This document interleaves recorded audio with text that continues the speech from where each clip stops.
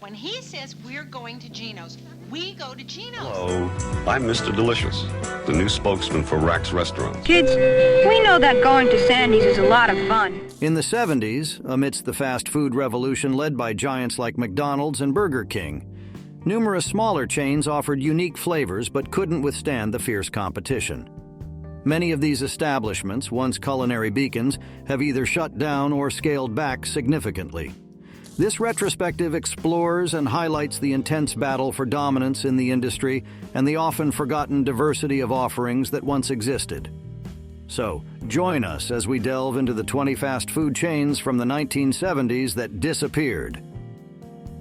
Founded in 1961 by Don Six, Martin Levine, and Jim Kirst, Red Barn offered a menu that rivaled the burger giants, featuring their signature Big Barney and Barnbuster alongside chicken options. They even had a claim to fame, being the first fast food joint with a salad bar. Red Barn tried to carve out a niche with a distinct red barn-shaped building design and cartoon mascots like Big Fish Hungry and Chicken Hungry. Hey, Hamburger Hungry, is that Red Barn's new giant hamburger? Yup. Despite their efforts, they faced stiff competition from McDonald's, Burger King, and others. While Red Barn found some success, particularly in the Midwest and Canada, they eventually succumbed to the pressure of the major chains. The exact reasons for their demise aren't fully documented, but it likely came down to a combination of factors. By the late 20th century, Red Barn restaurants had mainly faded away, leaving a taste of nostalgia for those who remember their unique take on fast food in the groovy 1970s. As the Red Barn's iconic Red Barn-shaped buildings became relics of the past, one can't help but inquire about the fate of other beloved Midwest fast food chains. What led to the decline of these nostalgic eateries like Dog and Suds? Once a flourishing Midwest chain, Dog and Suds succumbed to the dominance of fast food giants. It was founded in 1953 by high school music teachers James Griggs and Don Hamacher. It epitomized the classic American drive-in experience, centered on their renowned, world-famous Coney dog and world's creamiest root beer. Despite initial popularity with over 650 locations by the 1970s, competition from McDonald's, Burger King, and others proved insurmountable. Today, only about 15 locations remain, scattered in the Midwest, a fading reminder of an era when car hops served hot dogs and root beer to a mobile nation. The chain slowly shrunk throughout the late 20th century. While they haven't completely disappeared, their fiery flame from the 70s has dimmed to a few flickering embers, a reminder of a bygone era where car hops delivered hot dogs and root beer to a nation on wheels. Lum's was another fast food casualty of the 70s burger wars. Founded in 1956 by the Perlman brothers in Miami Beach, Florida, Lum's started as a humble hot dog stand famous for their unique recipe, steaming the hot dogs in beer. This instantly set them apart and attracted a loyal following, particularly college students. Lum's snowballed, becoming a popular family restaurant chain with over 400 locations across the U.S., Puerto Rico, and Europe by the 1970s. They even ventured outside hot dogs, offering other menu items, and even briefly owned Caesar's Palace in Las Vegas. Despite their initial success, Lum's struggled to compete with the major fast food chains. Their menu, while diverse, needed more focused efficiency than McDonald's or Burger King. Ownership changes in the 1970s also hindered their direction. Interestingly, Lum's attempted to compete with a smaller chain called Ollie's Trolley in the late 70s, offering tiny walk-up kiosks selling just burgers and fries. This strategy proved unsuccessful, and by the 1980s, Lum's locations began to dwindle. The last Lum's, a beacon of nostalgia in Davie, Florida, finally closed its doors in 2009. Burger Chef once sizzled alongside the big burger chains but couldn't withstand the heat of competition. Launched in 1954 by the Thomas brothers in Indianapolis, Burger Chef flame-broiled their way into American hearts.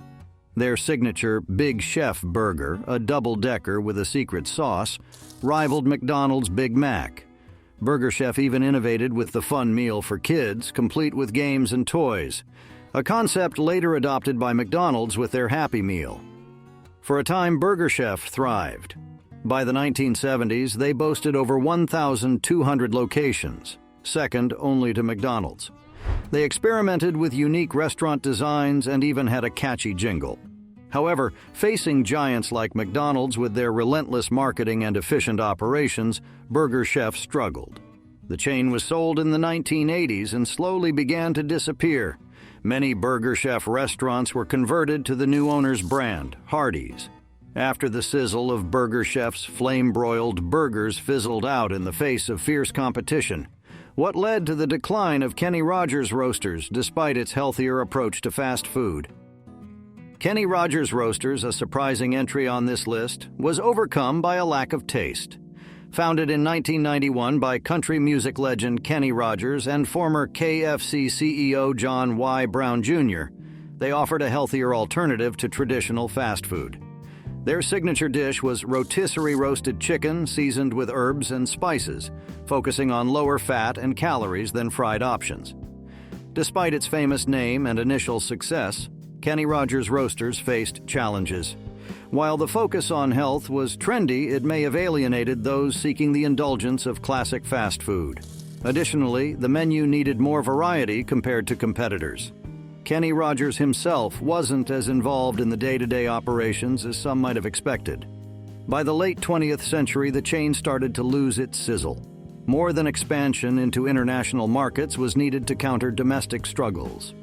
Kenny Rogers Roasters has significantly scaled back its U.S. presence, with most remaining locations concentrated in Asia. Entering the fast food arena in 1957, Geno's hamburgers initially garnered attention, but eventually succumbed to the dominance of larger competitors. Founded by Baltimore Colts football players Geno Marchetti and Alan Ameche, Geno's menu featured juicy offerings like the Sirloiner and the hefty Geno Giant, which pioneered the first fast food salad bar. Distinguished by their Red Barn-themed restaurants and quirky mascots, Geno's struggled against fierce competition from McDonald's and Burger King. In the 1980s, Marriott Corporation acquired Geno's, leading to menu changes that may have impacted their standing. Despite attempts to revive the Geno Giant with a Muhammad Ali commercial, Geno's gradually vanished from the scene. The Red Barn-themed restaurants of Geno's hamburgers faded into memory. But what challenges did Sandy's face in the fast food battleground of the 1970s? Sandy's was another burger casualty in the ruthless 1970s fast food wars. Founded in 1956 by four entrepreneurs from Illinois, Gus Brick Lundberg, Robert C. Wenger, Paul White, and W.K. Davidson, Sandy's aimed to be a McDonald's alternative. They offered a similar menu with burgers, fries, and shakes, but boasted a claim to fame: the first ever fish sandwich on a fast food menu. This innovative offering, likely inspired by the large Catholic population near the original location, proved immensely popular. Unlike McDonald's and Burger King, who embraced modern designs and indoor seating, Sandy's struggled to keep up with the changing landscape. Some franchisees should have updated their buildings, making them less appealing to customers. By the 1970s, the competition was fierce. McDonald's relentless marketing and focus on efficiency made it hard for Sandy's to compete on price or speed. In 1972, Sandy's merged with Hardee's, a similar fast food chain with a more substantial presence in the South. Most of Sandy's locations were slowly converted to Hardee's restaurants, marking the end of the original brand. Wimpy's, once a contender for the title of King of the Burger in the U.S., couldn't quite relish the competition.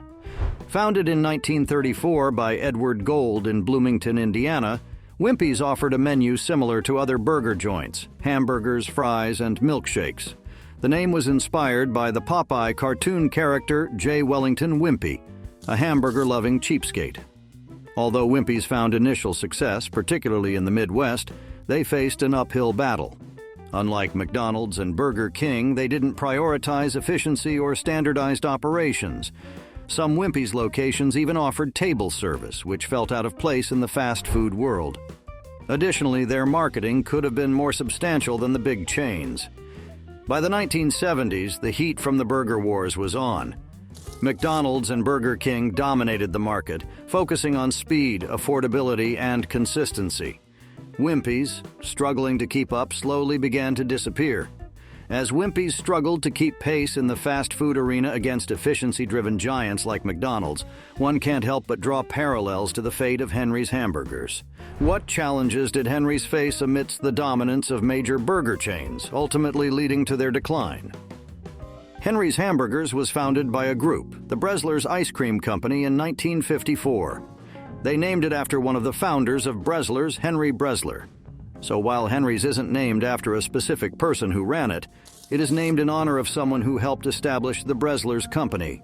Their Big Barney and Barnbuster burgers, alongside classics and chicken options, sizzled, complemented by a pioneering salad bar promoting health consciousness.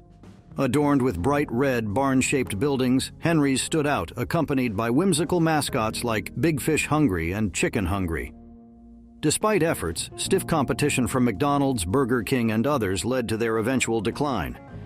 While successful, especially in the Midwest and Canada, Henry's needed help to sustain against larger chains.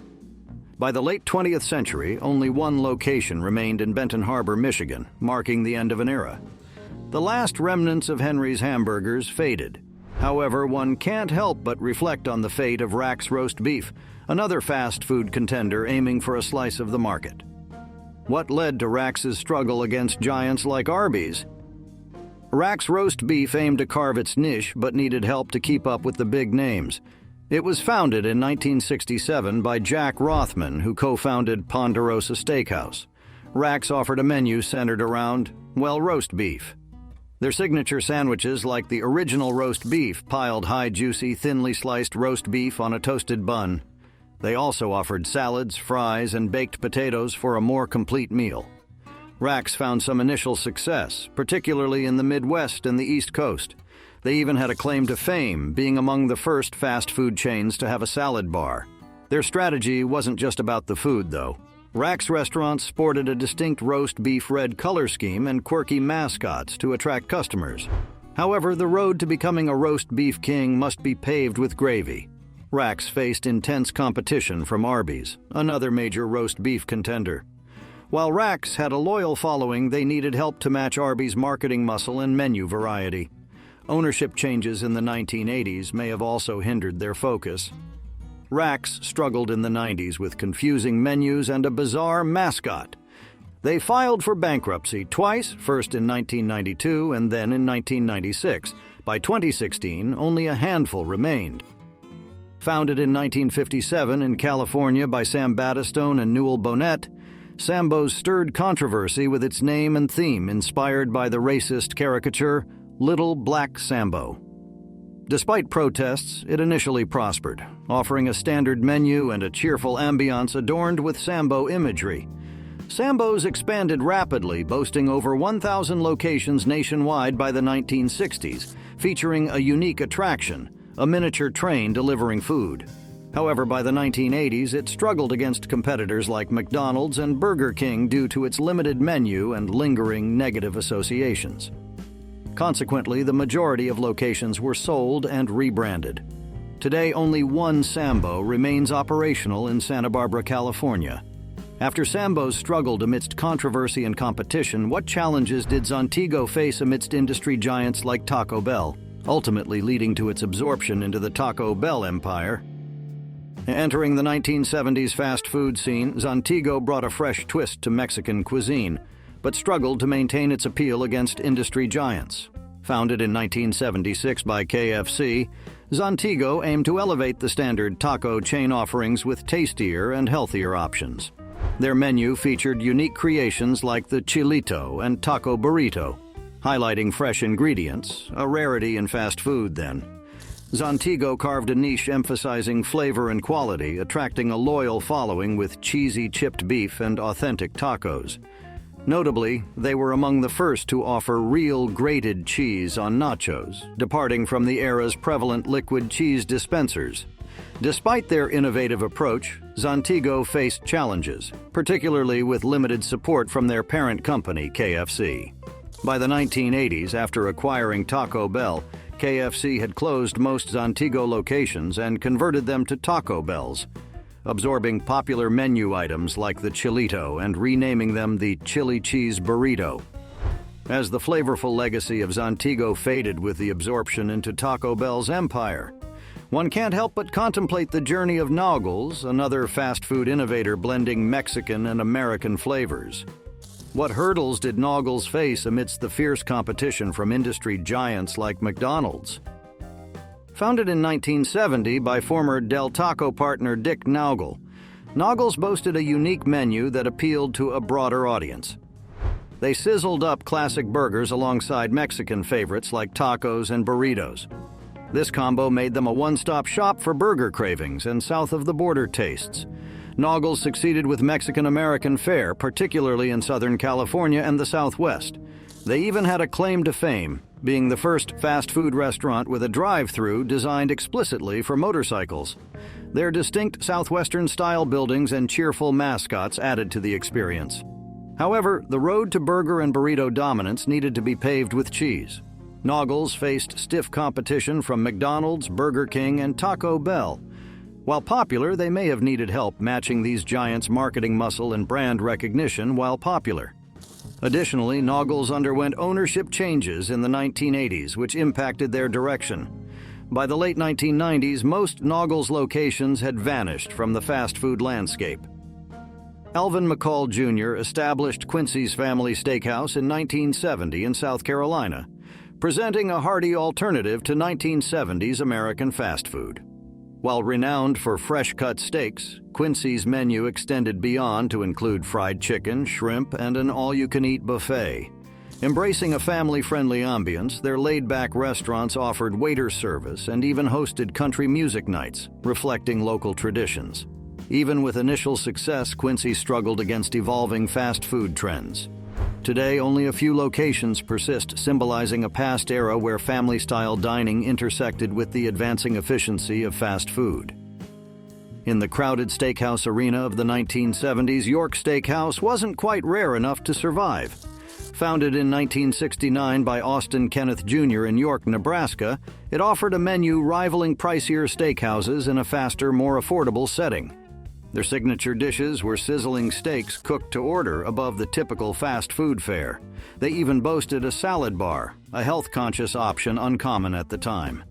York Steakhouse found some success, particularly in the Midwest and on the East Coast.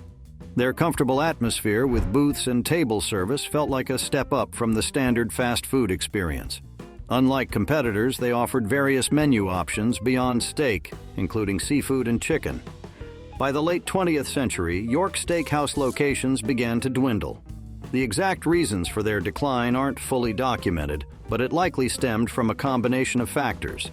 With the comforting aura of York Steakhouse waning in the face of evolving tastes, one questions the fate of Howard Johnson's, a beacon of hospitality on American highways.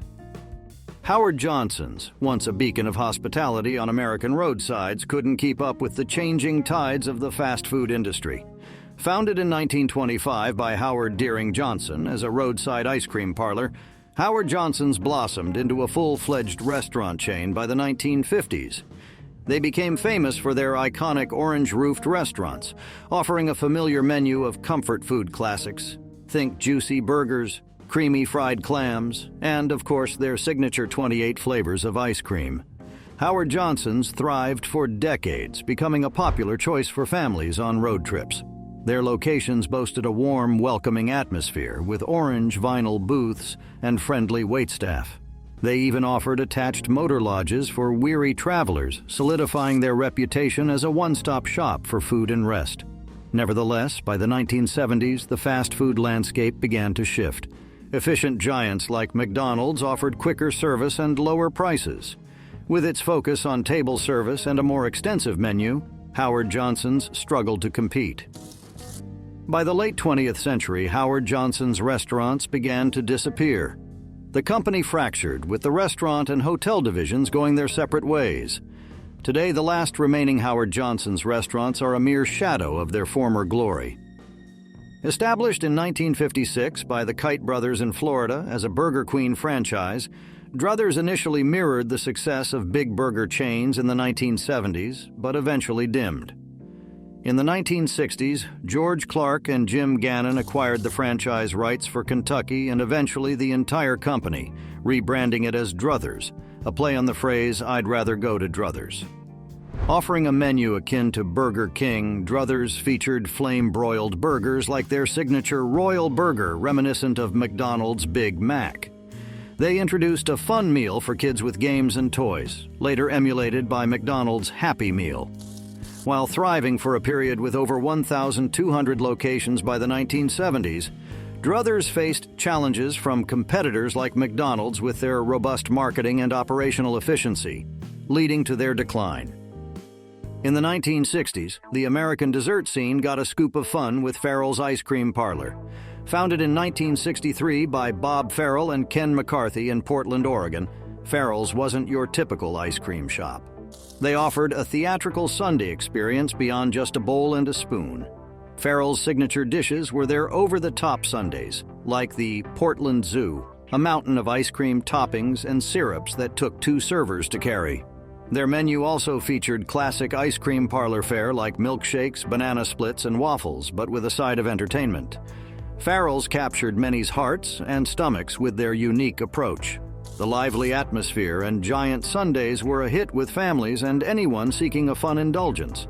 They even inspired other restaurants to incorporate entertainment into the dining experience. By the 1970s, Farrell's had over 130 locations nationwide. However, the intense competition in the fast food world started to take its toll. Farrell's ice cream parlors struggled after the 1980s due to rising costs and competition. Most locations closed by 1990. The last one shut down in 2019. In the 1920s battle for frozen treats, Bresler's ice cream emerged as a contender, but eventually melted away against the competition. Founded in 1927 by Polish immigrant William J. Bresler in Chicago, Bresler's wasn't just another ice cream shop. They boasted 33 flavors, a vast selection compared to the limited options of the time. This variety, along with their bright red stores and catchy jingle, made Bresler's a popular destination for sweet tooths. Their menu went beyond just scoops and cones. Bresler's offered delicious ice cream cakes and sundaes perfect for a special occasion. In the 1950s, they dabbled in fast food with a short-lived hamburger chain called Henry's Hamburgers, a testament to their desire to expand beyond frozen treats. For decades, Bresler's thrived, becoming a familiar name in many American neighborhoods. Their commitment to quality and variety kept them ahead of the curve. However, the 1970s saw a rise in fast food giants offering frozen treats alongside burgers and fries. While Bresler's offered a more comprehensive selection of ice cream flavors, they may have needed to be faster and more affordable than these new competitors. By the 1980s, Bresler's was sold and the chain had shrunk. They eventually shifted their focus to grocery store distribution, leaving behind the iconic red stores. Today, the Bresler's name can still be found on ice cream tubs in freezers, a reminder of a bygone era where 33 flavors weren't just a number but a promise of frozen delight. In the 1970s, the fight for fajitas and fiesta wasn't just south of the border. Chi-Chi's, a seemingly authentic Mexican food experience, sizzled onto the American scene but couldn't keep the salsa flowing. Founded in 1975 by Minneapolis businessman Marno McDermott, Chi-Chi's offered a menu that felt exotic for the time. Think chimichangas, fajitas, and mountains of cheese-drenched nachos. Their colorful decor and festive atmosphere transported diners to a pseudo-Mexico with strolling mariachi music. Chi-Chi's found success, particularly in the Midwest, with their Tex-Mex fare. Their signature famous fiesta platter piled on enchiladas, tacos, and rice, a portion fit for a hungry family. They even offered a frozen margarita, a novelty for many. Chi-Chi's became popular for birthday parties and family outings, capitalizing on the growing American fascination with Mexican food. However, by the 1990s, the fajita flame began to flicker. Chi-Chi's faced increased competition from more authentic Mexican restaurants and fast food chains offering similar menus. Also, a deadly outbreak of hepatitis A traced back to green onions served at a Chi-Chi's in Pennsylvania in 2003 tarnished the brand's reputation. The negative publicity and a changing fast food landscape proved too much to overcome. By 2004, Chi-Chi's closed all its U.S. locations.